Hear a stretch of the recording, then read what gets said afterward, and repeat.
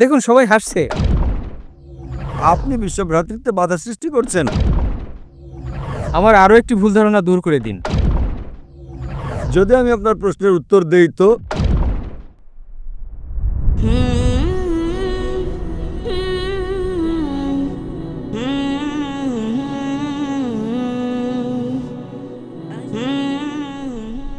Doctor সাহেবকে আমার সালাম আলাইকুম। মনোজ কেদার আমার নাম, আমি চাকরি করি। মুনতাকুদ্দিন শেখ নামে আমার এক বন্ধু, সে আমাকে এখানে নিয়ে এসছে। তো আমি এটা জানতে চাই যে হিন্দু মুসলমান, যেমন আমি বুদ্ধিস্ট, যেমন শিখ খ্রিস্টান, কেননা আমরা এক হয়ে যাই? কারণ আমি মানবতার সবচেয়ে বড় ধর্ম জানি। ভাই বললেন যে আপনি বুদ্ধিস্ট, আর জিজ্ঞেস করলেন যে কেন আমরা হিন্দু মুসলিম শিখ খ্রিস্টান বুদ্ধিস্ট এক হই না। ভাই সাহেব, আমি কখনোই বলিনি যে হিন্দু মুসলিম শিখ খ্রিস্টান সবাই এক কিংবা পার্থক্য আছে। কোরআন মজিদে পরিষ্কারভাবে লেখা আছে যে আল্লাহ সুবহানাহু ওয়া তাআলা বলেন, সূরা হুজুরাত সূরা নম্বর 49 আয়াত নম্বর 13, يا أيها الناس إنا خلقناكم من ذكر وأنثى وجعلناكم شعوبا وقبائل لتعارفوا إن أكرمكم عند الله أتقاكم إن الله عليم خبير। হে মানুষ, আমি তোমাদের এক পুরুষ ও এক নারীর জোড়া থেকে বানিয়েছি এবং তোমাদের বিভক্ত করেছি, ভাগ করেছি বিভিন্ন গোত্র এবং বংশে, যাতে তোমরা একে অন্যকে চিনতে পারো। এমন না যে একে অন্যকে ঘৃণা করবে। এবং তোমাদের মধ্যে সবচেয়ে উত্তম হলো সেই ব্যক্তি যে আল্লাহর প্রতি ঈমান এনেছে, যে খোদাভীতি রাখে, যে পরেজগার। কোরআন মাজিদে স্পষ্টভাবে বলা হয়েছে যে সকল মানুষ এক। আল্লাহ সুবহানাহু ওয়া তাআলা মানুষকে বড় কিংবা ছোট বানান নাই আর্থিক দিক দিয়ে, লিঙ্গের দিক দিয়ে, বর্ণের দিক দিয়ে, জন্মগতভাবে। কিন্তু বলা হয়েছে সবচেয়ে উত্তম হলো সেই ব্যক্তি যার রয়েছে তাকওয়া, যে ফরেজগার। আমরা মানি যে সমগ্র মানব জাতি এক পুরুষ ও এক নারীর জোড়া থেকে সৃষ্টি হয়েছে। আমাদের পরপর একদম প্রথম দাদা দাদি এক ছিলেন। তো ওই দিক থেকে তো আমরা আত্মীয়, যাকে আমরা বলি চির ভ্রাতৃত্ব। আমরা ভাই বোন, আর আমরা চাই যে পরস্পরে একতা হয়ে আমরা, যদি যিনি আমাদের মালিক, আমাদের সৃষ্টিকর্তা, আমি শুধু এটা বলি যে আমরা কমপক্ষে মেনে নেই যে কমপক্ষে একটা গ্রন্থ হচ্ছে খোদার গ্রন্থ। কোনো মুসলিম বা অমুসলিমের বিন্দুমাত্র সন্দেহ থাকবে না এটা মানতে যে কমপক্ষে একটা গ্রন্থ আল্লাহর পক্ষ থেকে। হিন্দু বলবে বেদ আল্লাহর পক্ষ থেকে, খ্রিস্টান বলবে বাইবেল আল্লাহর পক্ষ থেকে, মুসলমান বলবে কোরআন আল্লাহর পক্ষ থেকে। এজন্য আমি বলি যে বিরোধপূর্ণ বিষয় আছে তা আমরা পরে মীমাংসা করব, সঠিক না ভুল পরে আলোচনা করব। কমপক্ষে যে বিষয়টা একই রকম লেখা আছে এই ধর্মগ্রন্থগুলোতে, কমপক্ষে সেটা তো শতভাগ বাস্তবায়ন করি। আর যখন আমরা পড়ে দেখি যে সকল ধর্মগ্রন্থ এটা বলে যে খোদা এক, সেই খোদার কোনো পুতুল নেই, কোনো প্রতিমা নেই, কোনো ছবি নেই, কোনো ফটোগ্রাফ নেই, কোনো চিত্র নেই, কোনো মূর্তি নেই, আর আমাদের শুধু তারই ইবাদত করতে হবে এবং তার সাথে কাউকে শরীক করা যাবে না। এই গ্রন্থগুলোতে এটাও লেখা আছে, বেদ হোক, বাইবেল হোক, কোরআন হোক, তাতে লেখা আছে যে খোদা এক এবং তার শেষ পয়গম্বর মুহাম্মদ সাল্লাল্লাহু আলাইহি সাল্লাম। তো আমি বলি, কেন আমরা সকল মানুষেরা যারা ধর্মে বিশ্বাসী, যারা খোদায় বিশ্বাসী, কেন এটা আমরা অঙ্গীকার করি না যে কমপক্ষে এই বিষয়টা যা সকল ধর্মগ্রন্থগুলোতে এক, সেটা তো বাস্তবায়ন করি, পরে না ভ্রাতৃত্ব হবে। আমরা কমপক্ষে এই অঙ্গীকার করি যে আমরা এক খোদা ব্যতীত কারো ইবাদত করব না। এই অঙ্গীকার করি যে শেষ পয়গম্বর মুহাম্মদ সাল্লাল্লাহু আলাইহি সাল্লামকে, তার কথা অনুসরণ করি, পরে না ভ্রাতৃত্ব হবে। তো ভ্রাতৃত্ব গড়ে তোলার জন্য কমপক্ষে একতার উপর তো আমল করি। ভাই সাহেব, আপনি বুঝছেন কি বলছি?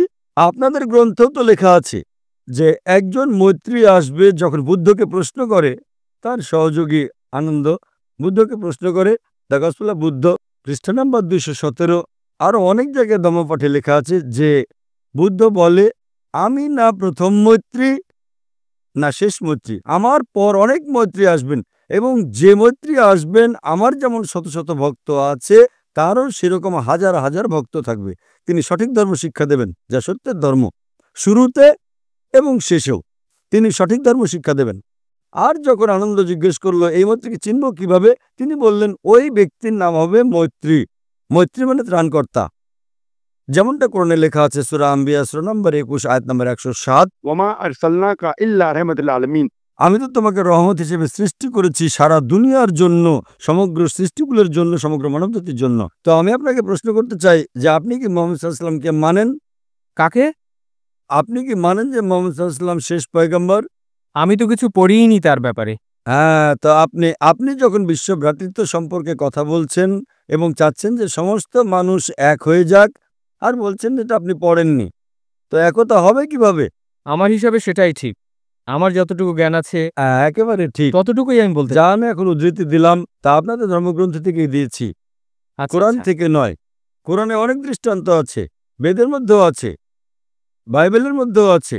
নিজেদের ধর্মগ্রন্থ শতভাগ মানুষই পড়ে না, একদম ঠিক আছে। সেজন্যই আমি বলি। তাই আমি বলছি, না পড়লে তো দোষ আপনি করছেন। হ্যাঁ, ভুল আমার। আপনার ভুলের জন্য বিশ্ব ভ্রাতৃত্ব সুসংগঠিত হবে না, তো আপনি বিশ্ব ভ্রাতৃত্বে বাধা সৃষ্টি করছেন। ঠিক কথা। ভুল আপনার না আমার? আমার ভুল। আমি আপনার ধর্মগ্রন্থ পড়েছি, ঠিক কথা। হিন্দু ধর্মের, খ্রিস্টান ধর্মের, ভগবদ গীতা, বেদ, ধম্মপাঠ। আমার বন্ধু আমাকে তাই বলেছে যে ডক্টর জাকির সাহেব শুধু ইসলাম ধর্মের অর্থাৎ শুধু কোরআন পড়েন নাই, তিনি সব পড়েছেন। আমার পিছনে বসে আছেন এখনো, তাকে দরকার তো আমি মাইকে ডাকতে পারি। একদম ঠিক আছে, কিন্তু আমার তো মনে হচ্ছে আপনি আমার প্রশংসা করলেন। না না, এমনটি নয়। যেমন ধরেন একজন ডাক্তার ওষুধ দেয়, ও ডাক্তার কত ভালো ডাক্তার, খুব ভালো ডাক্তার, খুব সম্মান, খুব নামডাক। সেই ডাক্তার আপনাকে ওষুধ দিচ্ছে কিন্তু আপনি খাচ্ছেন না। স্যার, আমি মানি এ কথা। আপনি তো বুঝছেন না, তো প্রশংসা করে কি লাভ? ডাক্তার আপনাকে পরীক্ষা নিরীক্ষা করে ওষুধ দিচ্ছে, খুব ভালো ডাক্তার, খুব সুনাম, এত ভালো, খুব প্রশংসা করলেন, কিন্তু ঔষধ না খেলে আপনার চিকিৎসা কি করে হবে? ঠিক কথা। তো আপনাকে বলি, বিশ্ব ভ্রাতৃত্বের চিকিৎসা আমি দিচ্ছি। আপনি মানেন যে খোদা এক এবং সেই খোদা ছাড়া কোনো মাবুদ নেই, তাকে ছাড়া আর কারো ইবাদত করা যাবে না, এবং মানেন যে শেষ পয়গম্বর মুহাম্মদ সাল্লাল্লাহু আলাইহি সাল্লাম। তো এটাই চিকিৎসার শুরু আপনার। আপনি তো চান আপনার চিকিৎসা এবং বাকি মানুষের চিকিৎসা হোক। আমার আরও একটি ভুল ধারণা দূর করে দিন। হ্যাঁ, ইনশাল্লাহ, একটা নয় দুটো দূর করে দেবো। 18 বছর আগে জি হ্যাঁ। যখন দ্বন্দ্ব হয়েছিল হিন্দু মুসলিম, আচ্ছা, এমন কেন হলো? হিন্দু মুসলমান দ্বন্দ্ব কেন হয়? একদম। হিন্দু খ্রিস্টান বা শিখ মুসলিম এমনটা কেন হয় না? যদি আমি আপনার প্রশ্নের উত্তর দেই তো তাহলে আমার জানা থাকবে। জানা থাকবে, কিন্তু আমার উপদেশ তো আপনি অনুসরণ করবেন নাকি ফিরে গিয়ে আবার ওষুধ ফেলে দেবেন? না না, অনুসরণ করব। আর আপনি একদম ঠিক বললেন যে হিন্দু মুসলিম কেন দ্বন্দ্ব হয়। আপনি যদি আমার আলোচনা দেখে থাকেন, যার আলোচ্য বিষয় ছিল Is terrorism a Muslim monopoly? সন্ত্রাস কি মুসলিমদের একচেটিয়া সম্পদ, তাতে আমি এটা প্রমাণ করেছি যে যারা অপবাদ লাগায় যে মুসলিমরা সন্ত্রাসী, তারা একেবারে ভুল।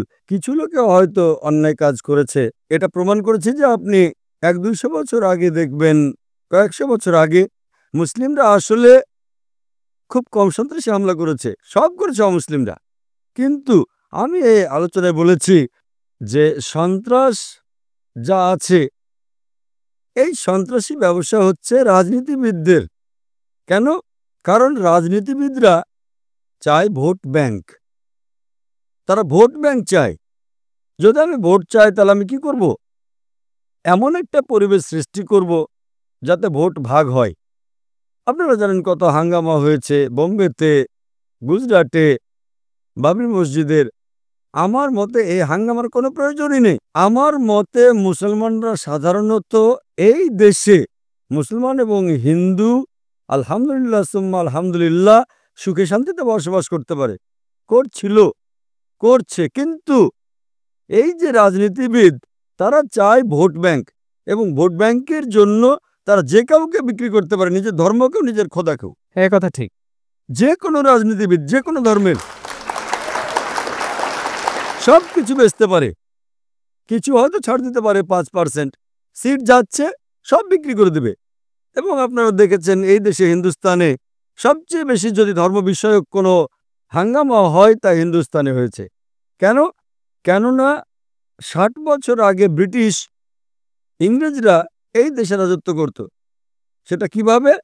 তাদের একটা নীতি ছিল divide and rule. Divide and rule, ইংরেজ তো চলে গেছে, কিন্তু তাদের নীতিটা এখানে রেখে গেছে। আমাদের হিন্দুস্তানের রাজনীতিবিদগণ ওই নীতি অবলম্বন করছেন, ডিভাইড অ্যান্ড রুল, ভাগ করো, ভোট ব্যাংক অর্জন করো এবং শাসন করো। এই বাবরি মসজিদের ইস্যু ছিলই না। কি ইস্যু ছিল? রাজনীতিবিদরা ইস্যু বানিয়েছে। কেউ জানতোই না বাবরি মসজিদের ব্যাপারে আগে। কিছু লোক জানতো, তারা ইস্যু বানালো কারণ ভোট ব্যাংক। সাধারণ জনগণ শান্তি চায়। তারা ভাবে যে কি পাবো হাঙ্গামা করে, কিন্তু এই সাধারণ জনগণকে উস্কানি দিচ্ছে রাজনীতিবিদগণ। আমরা যদি এদের ফুসলানিতে না আসি, ইনশাল্লাহ ইনশাল্লাহ হিন্দু মুসলিম হাঙ্গামা হতেই পারে না। আপনি আমাকে বলেন, এত যে মানুষ, এই যে লক্ষাধিক লোক, আপনার ভয় লাগছে এখানে? না না, একদম না। মাশাআল্লাহ, এত লোক, যদি আপনি কোরআনের বিরুদ্ধেও কিছু বলেন, আমার বিরুদ্ধেও কিছু বলেন, একটা লোক আপনার বিরুদ্ধে আঙ্গুল তুলবে না। না আমরা উঠাতে দেব না কেউ উঠাবে। এটাই হচ্ছে আমাদের ধর্ম। সাধারণত আপনারা দেখবেন ধর্মীয় কোনো আলোচনা যখন হয়, অনেক প্রশ্নোত্তর পর্ব হয়। আমিও অনেক আলোচনায় গেছি হিন্দু ধর্মগুরুদের, খ্রিস্টান ধর্মগুরুদের। প্রশ্ন করার সুযোগই তারা দেয় না। না, দেয় না। প্রশ্ন হবে তো ঘরে। আরে কেন ভাই? যদি আপনি আলোচনা করেন তো আমার অধিকার আছে আপনার কথায় একমত হওয়ার বা আপনার কথা না মানার। ওনাদের ভয় যে জনসমক্ষে প্রশ্ন করা হলে তাদের ভাণ্ড খুলে যাবে। এটা আমারও জানা আছে যে প্রশ্নোত্তর পর্ব হলে আমারও ভাণ্ড খুলে যাবে, কিন্তু আমার ভাণ্ড পরিষ্কার। إن الدين عند الله الإسلام. আমাদের ভাণ্ড পরিষ্কার। শুধু এই ধর্ম, আল্লাহ তাআলা বলেন সূরা আলে ইমরান সূরা নম্বর 3 আয়াত নম্বর 19, إن الدين عند الله الإسلام. শুধু সেই ধর্ম যা আল্লাহ তাআলার কাছে গ্রহণযোগ্য, তা হচ্ছে খোদার ইচ্ছা অনুযায়ী তুমি চলো। এবং যতই আপনি প্রশ্ন করবেন ততই আপনার বিশ্বাস বাড়বে যে এটা সত্য ধর্ম। আমরা যদি অঙ্গীকার করি যে রাজনীতিবিদরা যে উস্কানি দেয় সেই উস্কানিতে আমরা আসব না, ইনশাল্লাহ শান্তি থাকবে। চাই হিন্দু মুসলিমদের কথা মানুক বা না মানুক, মুসলিমরা হিন্দুদের কথা মানুক বা না মানুক, ইসলামে কখনো বাধ্যবাধকতা নেই। কোরআনে স্পষ্টভাবে লেখা আছে সূরা আনাম সূরা নম্বর 6 আয়াত নম্বর 108 যে তুমি তাদেরকে গালি দিও না যারা আল্লাহ ব্যতীত অন্য কারো ইবাদত করে, তা না হলে অজ্ঞতাবশত তারাও আল্লাহকে গালি দেবে। আমাদের অন্য ধর্মের যে মাবুদ তাদের গালি দেওয়ার অধিকার কারো নেই, আমরা শুধু বোঝাতে পারি। তা আমার মতে এই দাঙ্গা ফ্যাসাদ এর অধিকাংশ মানে 99% আমার মতে করে রাজনীতিবিদরা, সেটা আমেরিকা হোক বা ইউকেতে হোক অথবা ইন্ডিয়ায় হোক। যদি আমরা তাদের ফুসলানিতে না আসি, এমন রাজনীতিবিদ তৈরি হবে, আমরা এমন একটা পরিবেশ তৈরি করব, সত্যের জন্য ভোট দেখ বা না দেখ ইনশাআল্লাহ সুখ থাকবে এবং শান্তি থাকবে, আর আমরা একে অন্যের সাথে সদ্ব্যবহার করতে পারবো।